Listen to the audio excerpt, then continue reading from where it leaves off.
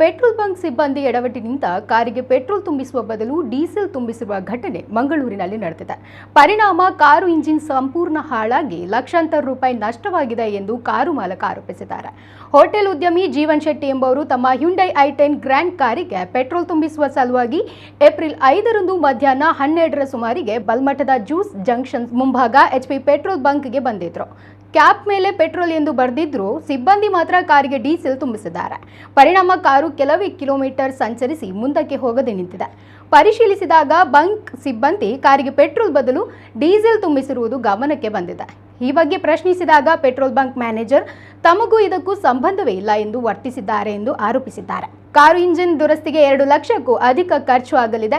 ಆದರೆ petrol bunk ಮಾಲಕ ಬರೀ 30,000 ಕೊಟ್ಟು ಸುಮ್ಮನಾಗಿದ್ದಾರೆ ಎಂದು ಜೀವನ್ ಶೆಟ್ಟಿ ದೂರಿದ್ದಾರೆ. ಕಡಿಮೆ ಸಂಬಳಕ್ಕೆ ಅನುಭವವಿಲ್ಲದ ಕಾರ್ಮಿಕರನ್ನ ನೇಮಿಸುತ್ತಾರೆ. ಇಂತಹ ಸಮಸ್ಯೆಯಾದಾಗ ತಮ್ಮ ಇನ್ಶೂರೆನ್ಸ್ನಲ್ಲಿ ಪರಿಹಾರ ನೀಡುವ ಅವಕಾಶವಿದ್ದರೂ ಬಂಕ್ ಮಾಲಕರು ಮಾತ್ರ ಹಿಂದೇಟು ಹಾಕ್ತಾ ಇದ್ದಾರೆ. ಆದ್ದರಿಂದ ತಾನು ಪರಿಹಾರಕ್ಕೆ ಗ್ರಾಹಕ ನ್ಯಾಯಾಲಯದ ಮೊರೆ ಹೋಗುವುದಾಗಿ ಜೀವನ್ ಶೆಟ್ಟಿ ಹೇಳಿದ್ದಾರೆ.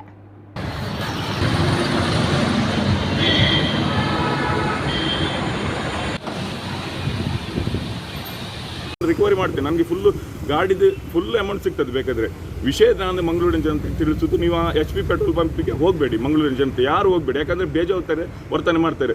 ಕಮ್ಮಿ ಸಂಬಳಕ್ಕೆ ಕೆಲಸಗಾರರನ್ನಿಟ್ಟು ಅವ್ರಿಗೆ ಏನು ಗೊತ್ತಿಲ್ಲ, ಪೆಟ್ರೋಲ್ ಹಾಕ್ಬೇಕಾ ಡೀಸೆಲ್ ಹಾಕ್ಬೇಕು. ನೋಡಿ, ಕ್ಯಾಪಲ್ಲಿ ಬರೆದಿದೆ ಪೆಟ್ರೋಲಲ್ಲಿ